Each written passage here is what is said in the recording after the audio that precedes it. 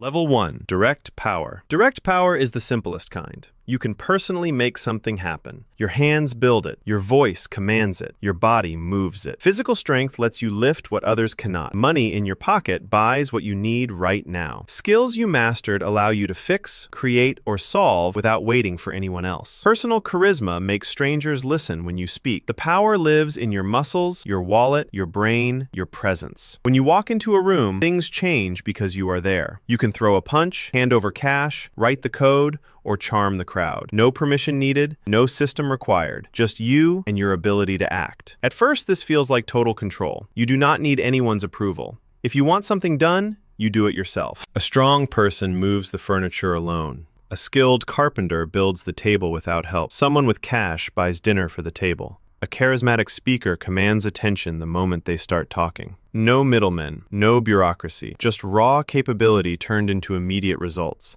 It is the power every child understands first. The biggest kid gets the ball. The one with money buys the candy. But direct power has a fatal weakness. It only works when you are present. Step outside, and the power vanishes. Your strength cannot protect your home while you sleep. Your money cannot buy anything once spent. Your skills sit useless when you are sick. Your charisma dies the second you leave the conversation. This power is trapped inside your body and your moment. You cannot be in two places at once. You cannot work 24 hours without breaking. Every action drains you. Every move costs energy you will not get back. Direct power scales terribly. One person can only do so much. You can convince 10 people in a room, maybe 100 if magnetic enough, but you cannot convince 1,000 without your voice giving out. You can earn money with your hands, but never enough to shift an economy. You can fight one opponent, maybe 3, but never an army. Your body tires, your mind fogs, your energy depletes. The moment you stop acting, power stops existing. This is why direct power feels strong but stays weak. It cannot survive your absence. It cannot multiply beyond your reach. It lives and dies. The moment someone realizes that, they just wait you out, exhaust you, outlast you. Because unlike you, systems do not sleep. Titles do not tire.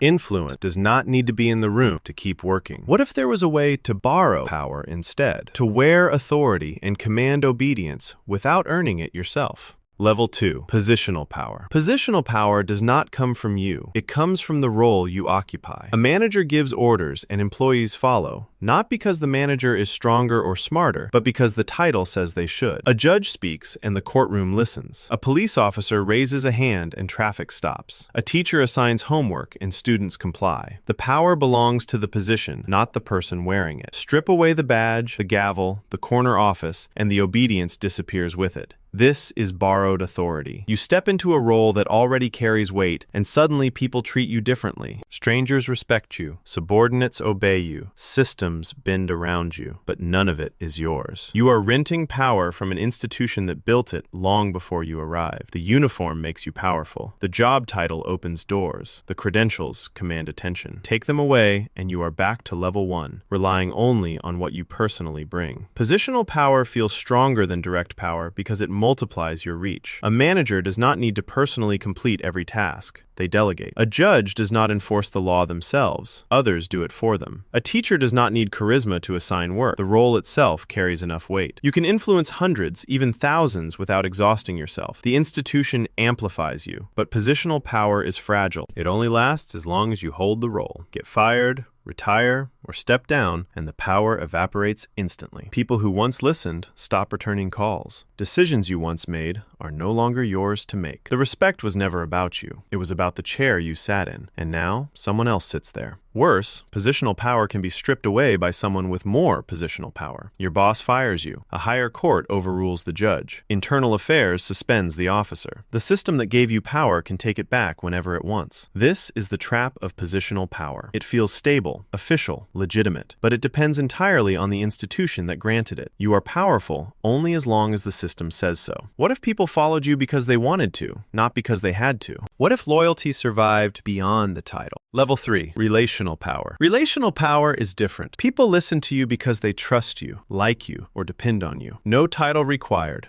No uniform needed. They follow you voluntarily. This is the power of social networks, alliances, reputation, and influence. A friend asks for advice and takes it seriously. A mentor speaks and protégés listen. A community leader suggests action and neighbors join in. The power flows from connection, not command. This kind of power survives job loss. You can lose your position, but relationships stay intact. A fired manager loses authority over employees, but a trusted colleague keeps influence within the team. A retired judge loses the gavel, but decades of built reputations still open doors. Relational power moves with you because it lives in how people see you, not what role you hold. It is personal, earned over time through consistency, reliability, and care. Building relational power takes patience. You cannot force trust. You cannot buy loyalty. You have to show up repeatedly, deliver on promises, and prove yourself worth believing in. Every interaction is a deposit or withdrawal. Help someone and they remember. Betray someone and they never forget. Over months and years, these exchanges build a network of people who value your opinion, defend your name, and amplify your message. When you speak, they listen because they have learned your word means something. Relational power also scales better than direct power. One trusted person influences 10 others. Those 10 influence 100. Your reputation spreads through stories people tell about you. Your ideas travel through conversations you are not part of. Someone you helped 5 years ago recommends you to someone you have never met. The network grows organically, compounding your reach without draining your energy. But relational power still has limits. It requires maintenance. Relationships fade without attention. Trust breaks if you stop showing up. Influence weakens when you lose touch. You have to keep investing time, care, and energy into the network. Miss too many calls, ignore too many messages, break too many promises, and the power dissolves. Relational power is stronger than positional power because it is voluntary, but it still depends on you staying active, present, and engaged. What if there was a way to build power that worked even when you were not around? A system that perpetuated your advantage automatically, bending society in your favor whether you lifted a finger or not.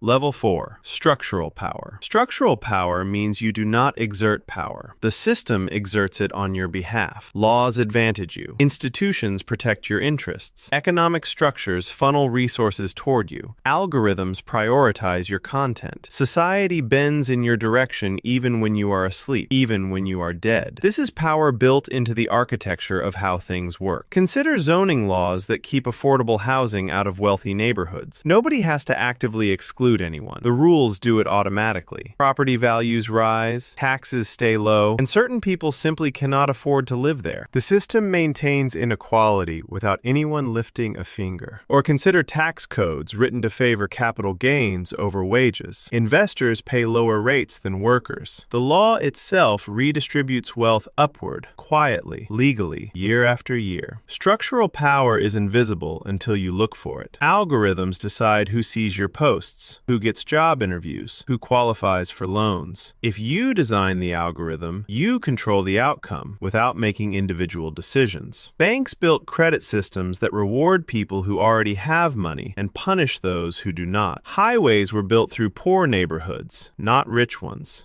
School funding tied to property taxes ensures wealthy areas get better education. None of this requires active cruelty. The structure does the work. This is where power becomes ambient. You do not need to be present. You do not need to convince anyone. You do not need relationships or titles. The system perpetuates your advantage automatically, because the rules were written with you in mind. Someone born into wealth inherits structural power. Their money grows through investments designed to favor capital. Their children attend schools built to maintain class barriers. Their mistakes get second chances because institutions protect people like them. But structural power has a weakness. It requires resources to build. You need money to lobby for favorable laws. You need influence to shape institutions. You need control over capital to design economic systems. Building the structure takes years, sometimes generations. And once built, structures can be torn down, laws change, institutions collapse. Revolutions rewrite the rules. Structural power is durable, but not permanent. What if there was a level beyond the system? What if you could control what people believe the system should be?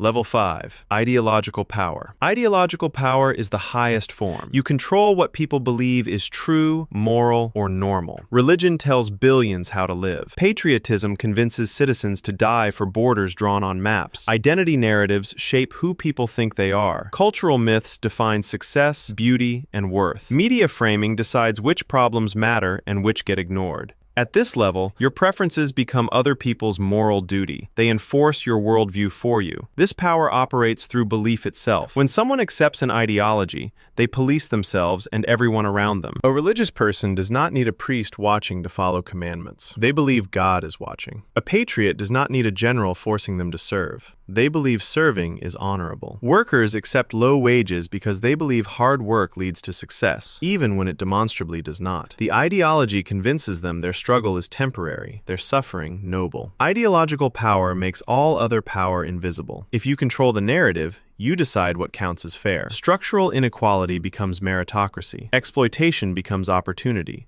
Obedience becomes virtue. People defending the system believe they are defending truth, justice, or natural order. They cannot see the strings because the ideology taught them the strings do not exist. Challenge the system, and they do not see liberation. They see heresy, betrayal, or insanity. This level of power multiplies infinitely. One believer converts 10 others. Those 10 convert 100. The ideology spreads through families, schools, media, and culture until it becomes common sense. Questioning it feels dangerous, crazy, immoral.